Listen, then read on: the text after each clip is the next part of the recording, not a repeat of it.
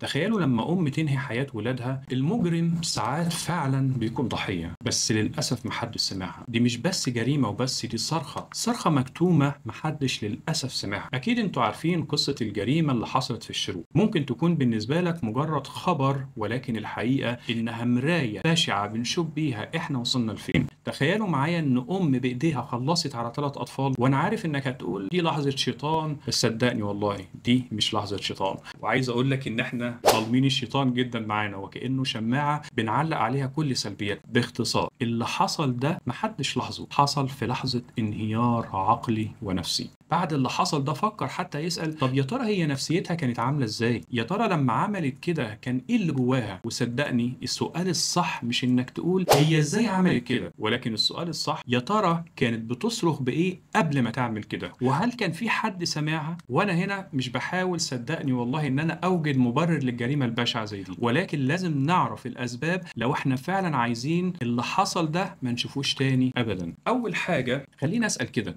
كام أم دلوقتي بتنام وهي بتعيط وتصحى مش طايقة نفسها وحاسة بالعجز بالفراغ وبإنها مش شايفة نفسها أصلا، وأحيانا بتضحك بس جواها في انهيار بطيء بيزيد يوم ورا يوم ورا يوم؟ صدقوني أنا بقول لك الحقيقة، العنف مش دايما بيبدأ بالدم، ولكن بيبدأ بالصمت، بالعزلة، بعدم وجود حد يسمعك، ومن غير حتى ما يحكم عليك. وفي مجتمعنا اللي احنا عايشين فيه ده للأسف، أو في ضمننا، نعتبر إن الصحة النفسية هي مجرد رفاهية. كل ما هنعتبرها رفاهية كل ما هتزيد الجرائم اللي من النوع دوت، واللي شكلها غريب بالشكل ده، واللي صدقوني دايما هتلاقي جواها وجع واضح. ونصيحتي لكل أم، لو انت أم وحاسة انك بتغرقي، اوعي تستني لحد ما توصلي للحظة الانفجار، اطلبي المساعدة. وصدقيني ده مش ضعف أبدا، ده هو ده طريق النجاة. ولو انت أب أو زوج أو أخ، اسأل الست اللي جنبك، بدل ما تقول لها هو انت ما حضرتيش الأكل ليه، قول لها هو انت عاملة ايه بجد، إحساسك بجد. وافتكر دايما ان انا هنا عشان افكرك ان اللي بيضحك قدامك ممكن يكون بينهار من جواه، واللي ساكت قدامك ممكن يكون بيصرخ جواه بصمت. بالله عليكم اسمعوا بعض كويس قبل فوات الاوان. وعايزك تقول لي بصراحة، يا ترى شفت قبل كده حد بيضحك بس حسيت ان عينيه وكأنها بتصرخ؟ اكتب لي انا شفت ده في الكومنت،